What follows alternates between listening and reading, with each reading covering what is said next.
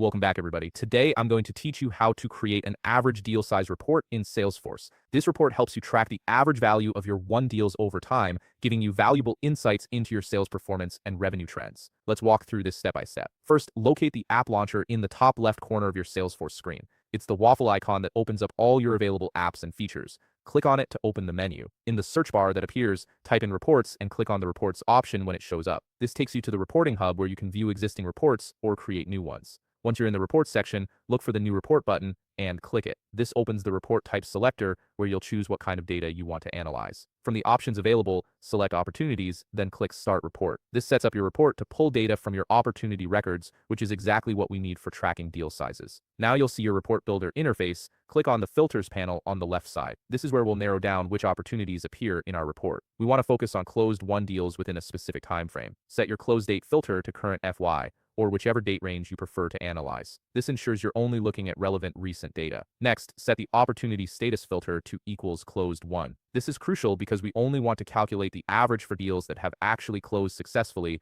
not open or lost opportunities. These two filters together give us a clean data set to work with. Now click on the Outline panel. This is where we'll structure how our data displays. From the Group Rows dropdown, select Closed. This organizes your opportunities by their closed status. To make the report more useful, hover over Close Date in the Group Rows section, click the drop-down arrow that appears, then select Group Dates By and choose Calendar Month. This breaks down your data month by month, making it easy to spot trends over time. Here's where the magic happens. In the Preview table, locate the Amount column, click its drop-down arrow, then select Summarize and choose Average. This calculates the average deal size for each month instead of just totaling or counting deals. To clean up your view, toggle off the Details row option. This hides individual deal rows and shows only the monthly averages, making your report much easier to read. Now you're ready to finalize. Click Save and Run at the top of the screen. You'll be prompted to enter a report name, so type something descriptive like Average Deal Size Report. Select the folder where you want to store this report for easy access later. Then click Save. Your report will process and display your average deal sizes by month. And there you have it, a clean professional report showing your average deal size trends in Salesforce. If you found this video helpful, please leave a like, subscribe, and see you in the next video.